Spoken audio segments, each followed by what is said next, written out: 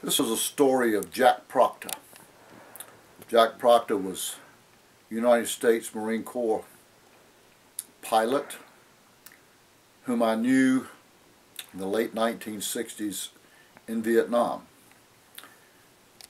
Jack was a pilot of the F-4 Phantom, and he was a large man, good athlete, had played college football.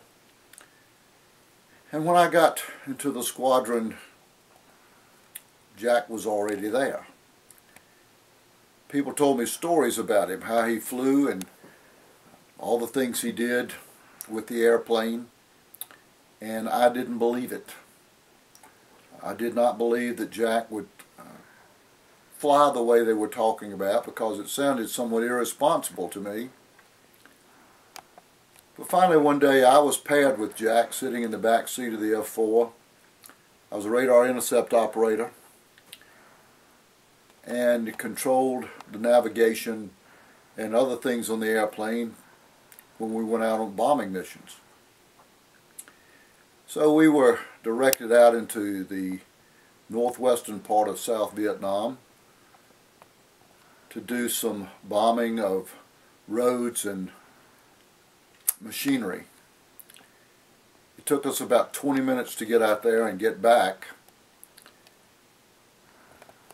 each way.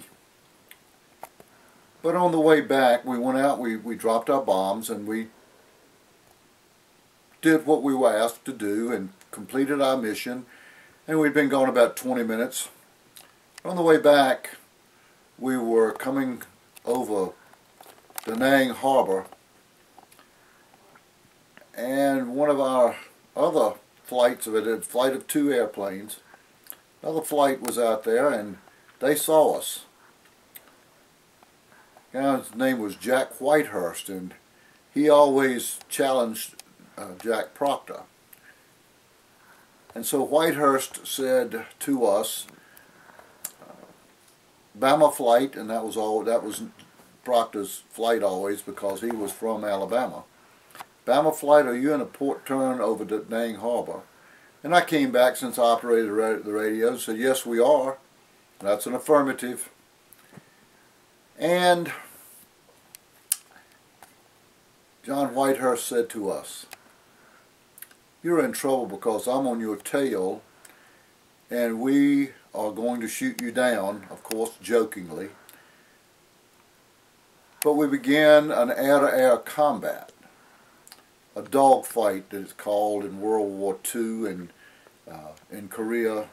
There weren't many dogfights in Vietnam amongst enemies, but there was amongst our pilots in our squadron. And so Jack said, Jimmy, hang loose, tell Doug Light in plane 2 to hang loose, because we are going to do evasive maneuvers. The next thing I knew, he had pulled the throttle back, put the airplane into a steep climb going almost straight up.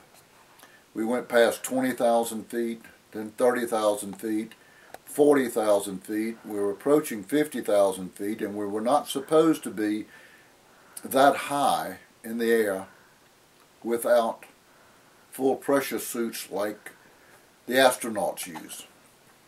But Jack didn't care, and John Whitehurst was following him until we got close to 40,000 feet, and you could tell John was getting a little antsy. And as soon as he broke off, he was going up like this, and he broke off, and Jack just right in behind him and said, you're dead, we got you. Well, Jack was a great pilot. He flew the airplane very well, took all those evasive maneuvers, and had it been a real enemy, he would have won the battle. And so John Whitehurst and his number 2 airplane going off the way they're going, and we are headed back to our base in Chu Lai. And the next thing I know, we had gone from 50,000 feet or close to 50,000 feet in the air until my altimeter in the back seat read 0. We were at 300 knots, and I said to Jack, Jack, what is your altimeter, your radar altimeter read? He said, we're 10 feet off the water. Now again, we're over Da Nang Harbor, and they had little boats out there, fishing boats and all those kinds of things, and we're doing 300 knots, 10 feet off the water. And I tell him, I said, please, please get this airplane up in the air some. At least get it to 50 feet. I was afraid we were going to hit one of those little fishing boats that the Vietnamese were out there in. And I said, please get it up to 50 feet in the air. And he said, are you scared? And I said, well, let's put it this way. When we get off the airplane, I'm going to have to go to the laundry to have my flight suit cleaned because of obvious reasons. But I will tell you, Jack Proctor was one of the best pilots I ever flew with. And if I were in a really real dogfight with an enemy airplane, I'd rather be flying with him than anybody else I knew. Too bad that later on Jack was grounded because he took too many chances, and they grounded him for a little while, but he still made a career and was a really good pilot in the United States Marine Corps.